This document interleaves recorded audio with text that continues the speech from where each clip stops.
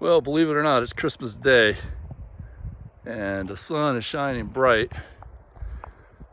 And after I made a little short video this morning for Christmas, have Merry Christmas, I went to the coffee shop and the lady told me I had to come to El Dorado Canyon. I wasn't really planning on doing a big hike today because I got some work I have to do, but it's a quiet day. And then hopefully tomorrow's gonna be real busy. But I did it because she said it was such, and I'm so addicted to this hiking out here. I came and I'm glad I did. I mean, I do not regret it. It's quite a hike. It's a state park, El Dorado Canyon State Park. And it's a beautiful hike up and then down into this canyon. And it's just such a lush wooded area. You just change complete environments from up there where it's exposed rock, and now down here in the canyon. She said you're going to see a lot of birds, and I'm sure at different times of the year you see more. But as soon as I came down here, saw a lot of little birds, and birds sing to us. Birds are warm-blooded, and in many ways, they're a nice reflection of what it's like to be a human, because they're these little warm-blooded animals. They're very smart.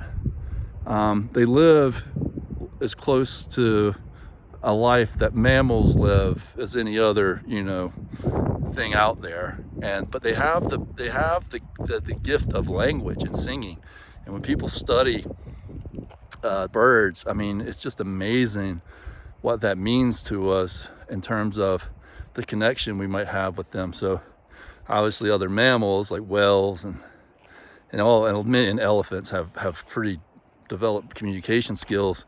These little birds do too, and they're so beautiful. They have a different kind of language, and they sing to each other and they talk to each other, and I think it's just one of those magical things that God gave us, and the dove is the symbol of peace, and the fact that they fly, they just take over our imagination with their flight. Humans always looked at the birds and said, we must be able to do that someday. And of course we fly today, but not as gracefully and with much ease as birds, but we do fly. And it was something that I think humans always just really were mesmerized by. But they bring a lot of peace, and everybody kind of likes to have birds in their yards, and they like to see the birds migrating in the different times of the year. So being down here in this forest, the smell of the forest, and that's not just a smell, but there's actually health benefits to the scents and the things that the trees give off and the ground gives off. Of course, it also sometimes can be, you can get allergies and things too, people do, but I think that has a lot to do with how we expose ourselves to nature.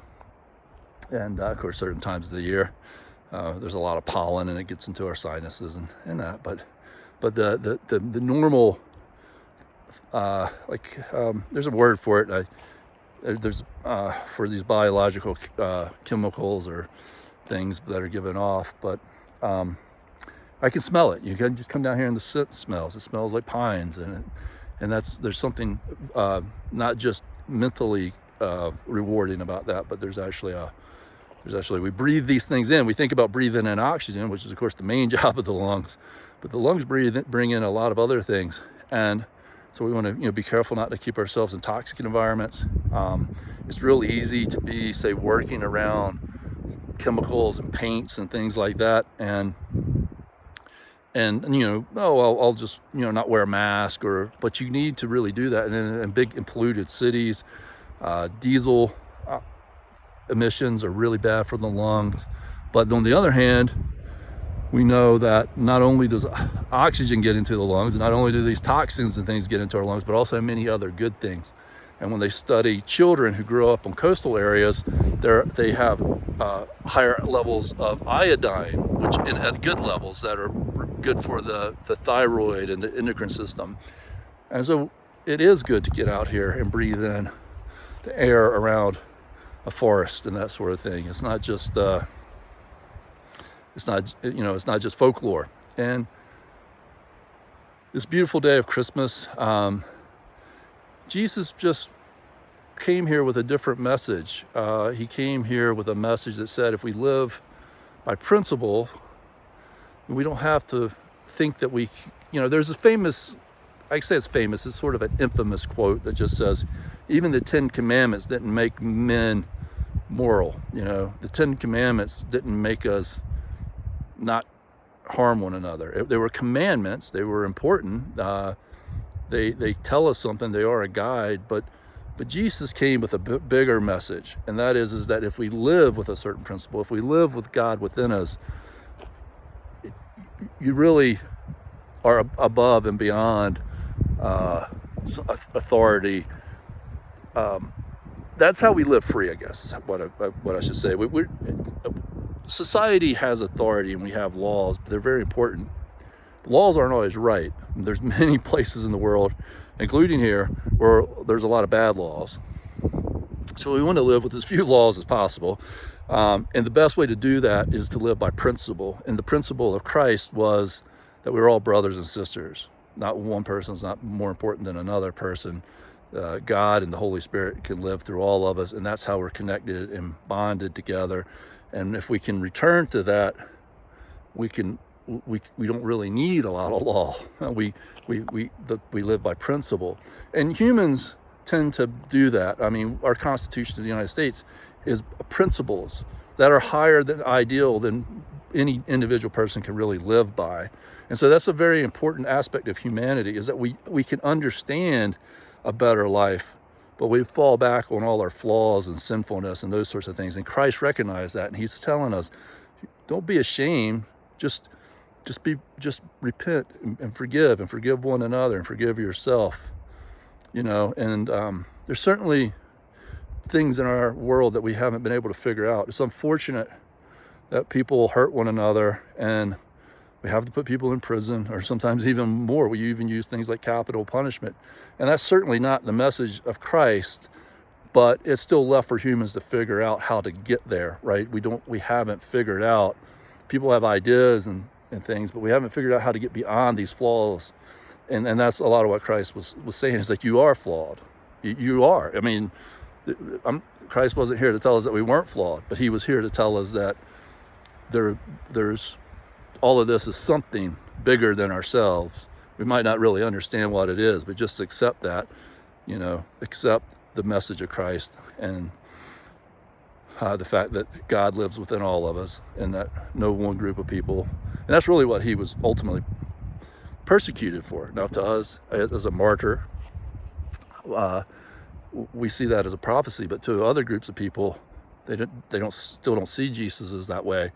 And he was really persecuted, executed for really telling people that God can live within all of us, and we're all equal.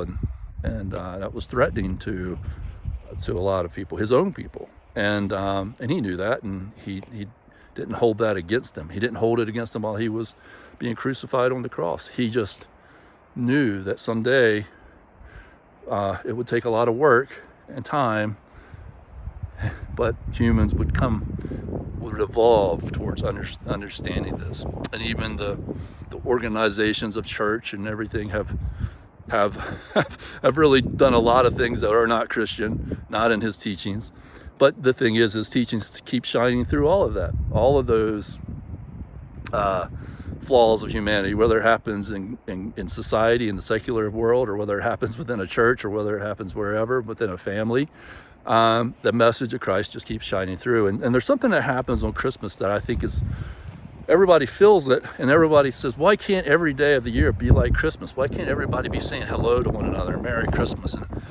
And I think there's something really there to be understood about how humans actually have a common consciousness amongst us. There's something happens when we all start thinking together and acting together coherently that's above and beyond the individual. And that's why it is, I think, so hard to live every day like it's Christmas. It's because we're not doing it alone.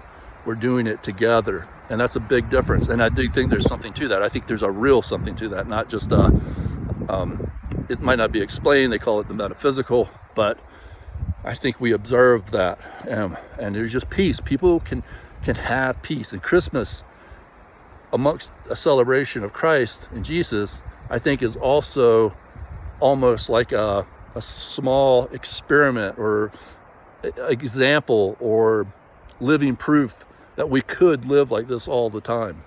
We could do it. We do it on one day, but it takes everybody, So Merry Christmas. I love you. Enjoy this beautiful world that we have. It's healthy for you. Take care of your body and your mind. And remember, you are you. You don't live for other people. You live for God, and you live for your mission and set your compass in the right direction. And when you make mistakes, don't be ashamed. Just follow a path of betterment. And that's a lot of what life's about. And Christ here on Christmas Day is the message that he sent to us all, was that's a lot of what life's about. It's about forgiving one another, forgiving yourself. Don't live in shame. You're human. All humans make mistakes. I love you. Merry Christmas.